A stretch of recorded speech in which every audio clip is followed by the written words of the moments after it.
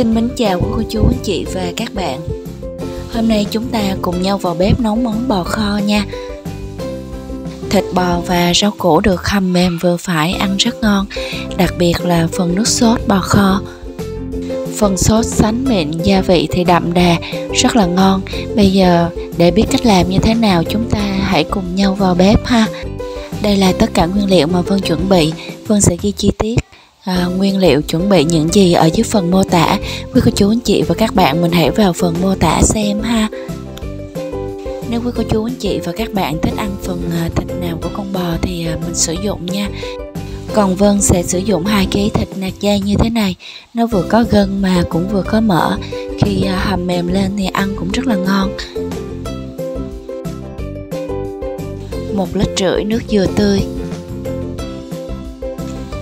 Cần thêm 3 trái cà chua chín, 1 củ hành tây nhỏ, 1 miếng thơm, hành tỏi nè, khoai tây, cà rốt,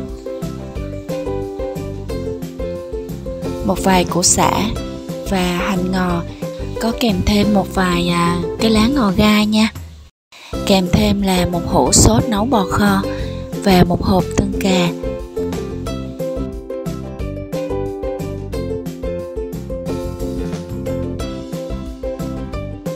Thịt bò thì chúng ta cắt khúc vừa ăn.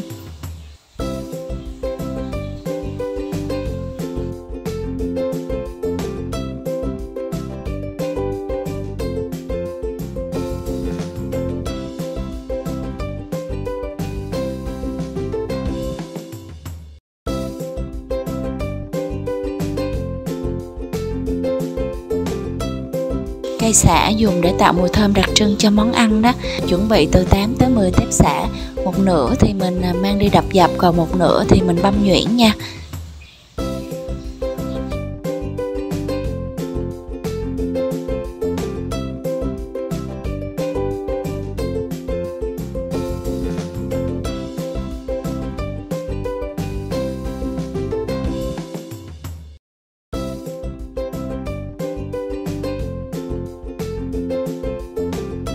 Hành tím và tỏi chúng ta cũng băm nhuyễn ra luôn.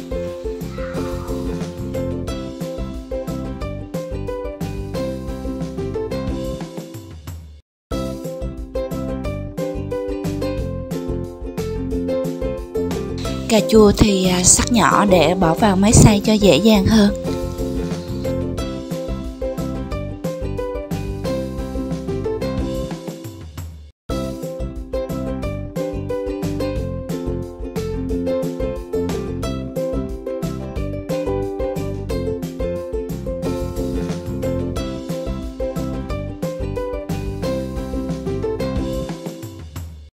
Miếng thơm mình cắt làm 2 thôi.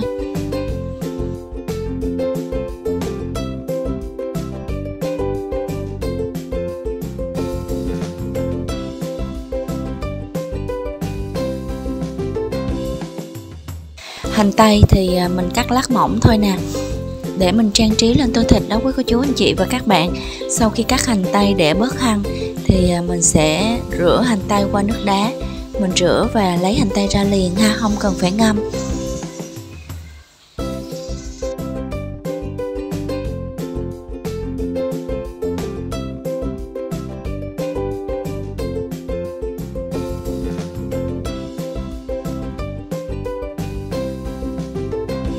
Để bò kho nhìn được hấp dẫn hơn thì phần cà rốt và khoai tây chúng ta sẽ đi tỉa hoa nha.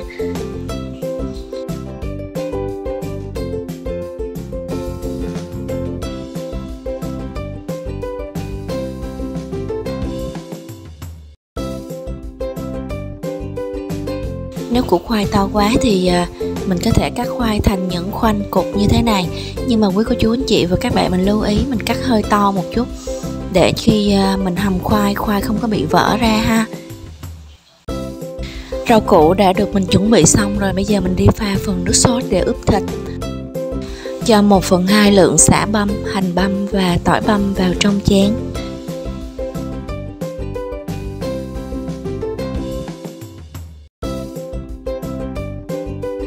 2 muỗng canh bột ngọt,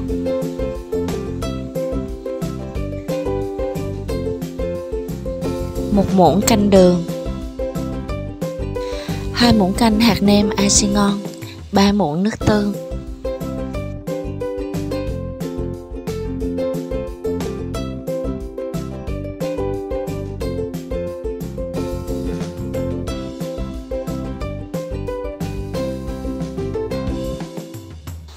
Hai phần 3 muỗng cà phê bột ngũ vị hương.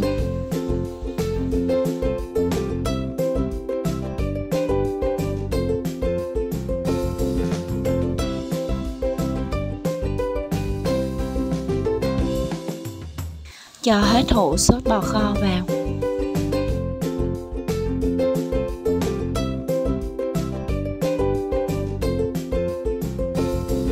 Trộn đều tất cả gia vị lên, chúng ta sẽ thu được một cái hỗn hợp sốt.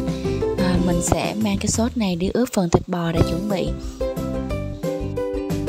Để thịt bò ngấm gia vị và được ngon hơn thì thời gian ướp ít nhất là cũng phải nửa tiếng nha quý cô chú anh chị. Nếu chúng ta có thời gian lâu hơn thì mình sẽ ướp thịt bò khoảng 2 tiếng.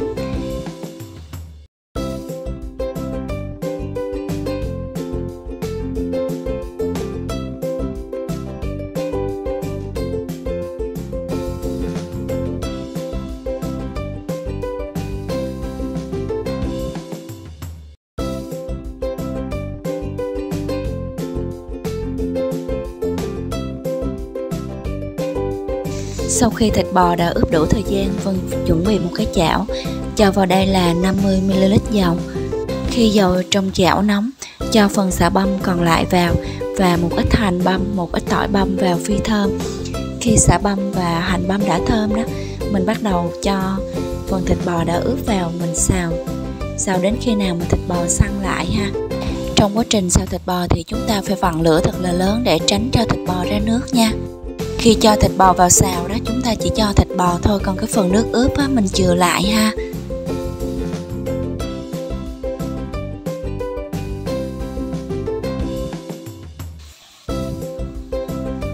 Thịt bò bây giờ đã săn lại rồi nè.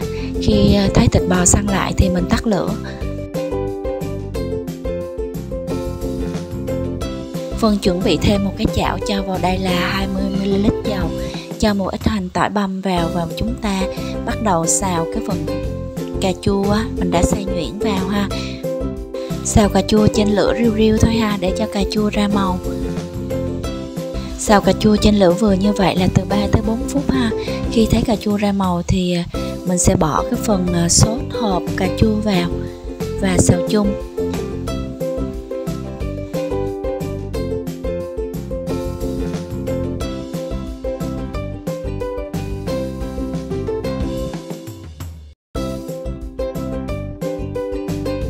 Nêm thêm vào đây là 1,5 muỗng canh đường cát. Đảo đều một lần nữa, khi thấy đường tan thì chúng ta sẽ tắt lửa luôn.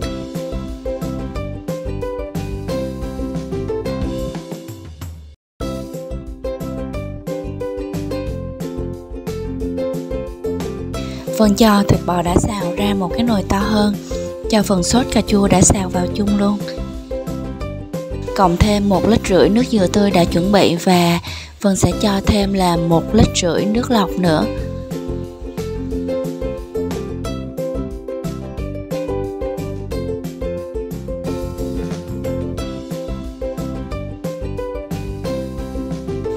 Cho thơm và sả cây đã đập dập vào nồi thịt để hầm luôn. Trong quá trình hầm thì quý cô chú anh chị và các bạn mình vặn lửa riu riu nhỏ nhỏ thôi ha. Hầm khoảng 1 tiếng hoặc là 1,5 tiếng thì thịt bò sẽ mềm. Tùy vào thịt bò tơ hoặc là thịt bò già thì thời gian nó ngắn hơn hoặc là nó dài hơn một chút nha. Trong thời gian hầm thịt bò thì mình sẽ đi xào cà rốt và khoai tây. Cho dầu vào chảo, cho hành tím và tỏi băm phi thơm lên rồi bắt đầu cho cà rốt vào xào trước. Sau đó sẽ cho khoai tây vào xào. Khi thấy cà rốt và khoai tây bề mặt săn lại rồi á, thì mình tắt lửa. Khi hầm thịt đã mềm, Vân nêm thêm vào nồi nước dùng là 4 muỗng canh đường phèn, 3 muỗng canh nước mắm và 1 muỗng canh hạt nêm Arsi ngon. Nồi nước dùng sau khi hầm thịt bị hụt xuống thì chúng ta sẽ châm thêm lượng nước vào bằng lượng nước ban đầu nha. Vân xin chia sẻ cách Vân hay hầm thịt như thế này.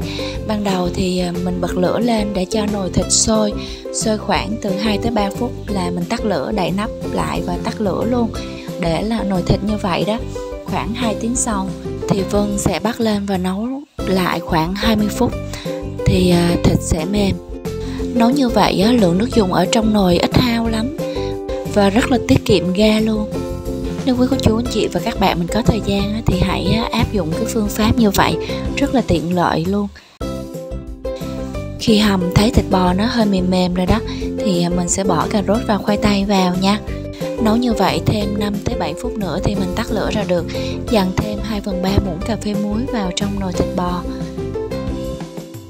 Để nước sốt bò kho được sánh hơn thì mình sẽ pha 1 muỗng canh bột bắp vào 30ml nước lọc, khuấy cho đều và mình thịt cho vào trong nồi thịt bò nha.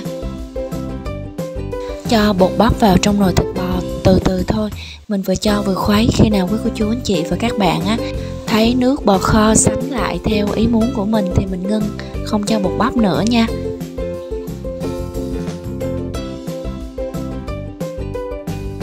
Múc bò kho ra tô nè. Để tăng thêm hương vị cho món ăn thì chúng ta sẽ bỏ lên trên tô một ít hành tây, một ít ngò gai và hành đã được cắt nhuyễn. Trang trí thêm một vài lát ớt nữa. Nhìn hấp dẫn chưa quý cô chú anh chị và các bạn? Bò kho sẽ ăn kèm với bún hoặc là ăn kèm với bánh mì, thêm một chén muối tiêu chanh nữa.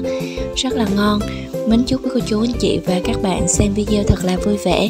Xem video thấy thích, hãy ấn like, share và đăng ký kênh để ủng hộ tinh thần cho Vân nha.